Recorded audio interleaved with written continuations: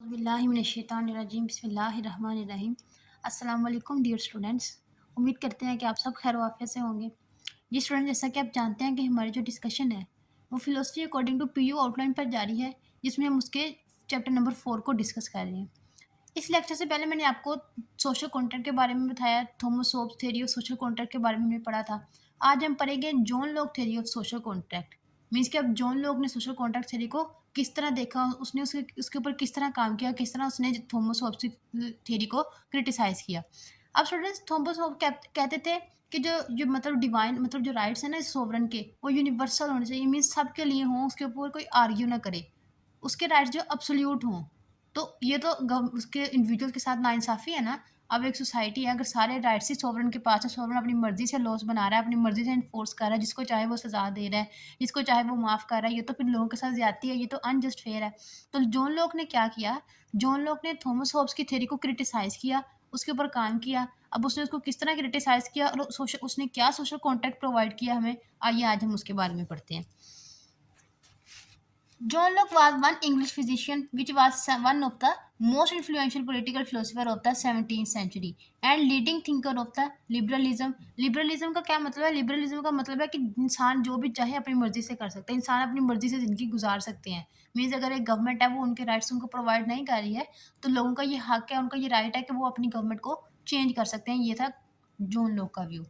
whose idea laid a foundation for the modern democratic government. Democratic का क्या मतलब है कि लोगों की राय है कि वो किसको हुकूमत में देखना चाहते हैं, किसको गवर्नमेंट में नहीं देखना। Writing in two treatises of government मतलब मीन्स कि उसकी ये बुक थी टू ट्रीटाइसेस ऑफ गवर्नमेंट। इसमें इसके दो पार्ट थे। एक पार्ट तो ये था, उसने थॉमस होब्स की थ्योरी को क्रिटिसाइज किया। उन्होंने जो कहा था कि अब सोवरेन के एब्सोल्यूट पावर्स होने चाहिए, उस पर उन्होंने क्रिटिसाइज किया। सेकंड, ये उन्होंने अपनी नई सोशल थ्योरी के बारे में लोगों को इन्फॉर्म किया कि सोशल कॉन्ट्रैक्ट किस तरह का होना चाहिए।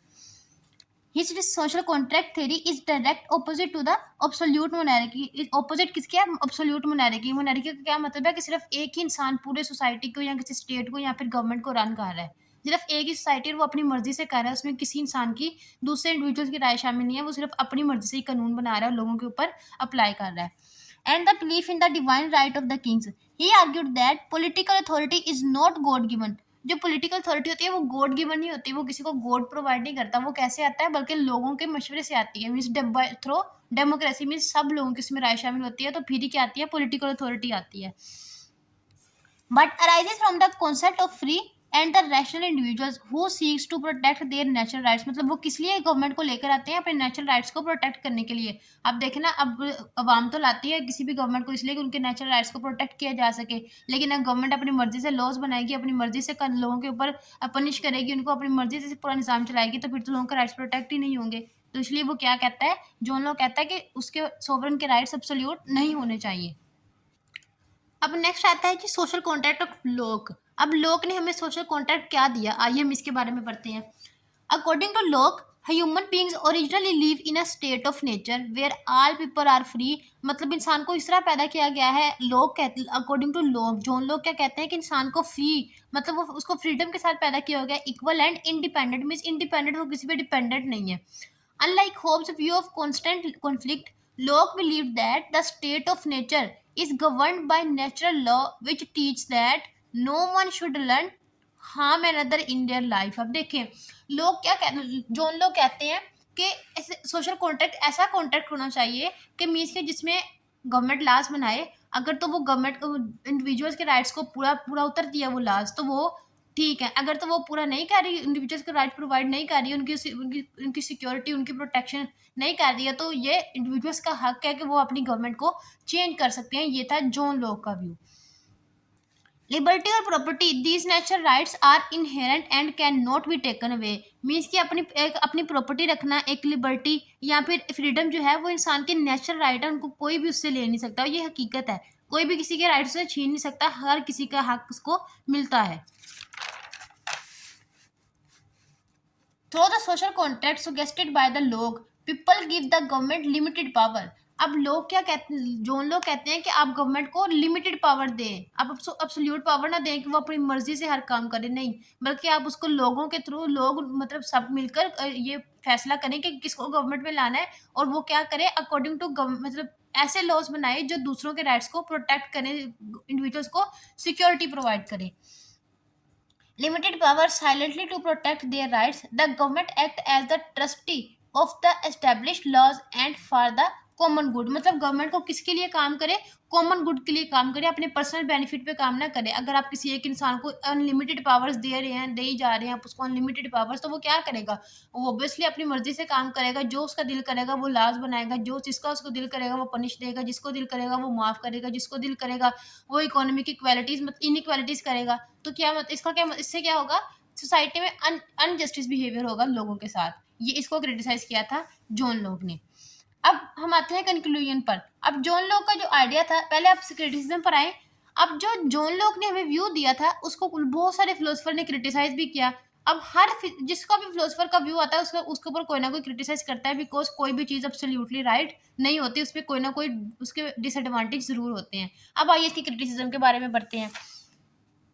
Locke's theory is also criticized by the being historically and socially limited. His conception of rational independent, अब जोन लोग कहते हैं कि जो इंसान है वो इंडिपेंडेंट है। इंसान तो इंडिपेंडेंट नहीं है, इंसान तो जब पैदा होता है तो वो तो तब डिपेंडेंट तो नहीं होता, उसको अपने माँ बाप की जरूरत होती है, वो अपने माँ बाप के मतलब जरिए परवान चढ़ता है। वो इंडिपेंडेंट तो नहीं है ना कि वो खुद ब खुद तो बड़ा नहीं हो रहा, आखिर उसको कोई पाल पोस के बड़ा करता है। तो ये जोन लोग क्या कहते थे कि रैशनली इंडिपेंडेंट है individual. Entering a contract reflects the experiences of the property owning man is the 17th century. England and the exclusive women, the poor and the enslaved people. As a result, critics argue that Locke's social contract does not truly represent universal consent और equality. Means कि आप देखें ना, अब वो कहता है कि लोगों को उनके राइट्स मिलने चाहिए, लोगों को राइट्स मिलने चाहिए, गवर्नमेंट की लिमिटेड पावर्स होंगी। लेकिन अब इसको भी लोगों ने क्रिटिसाइज किया, अगर गवर्नमेंट की लिमिटेड पावर्स आप गवर्नमेंट को देंगे तो गवर्नमेंट को लाज बना ही नहीं सकेगी।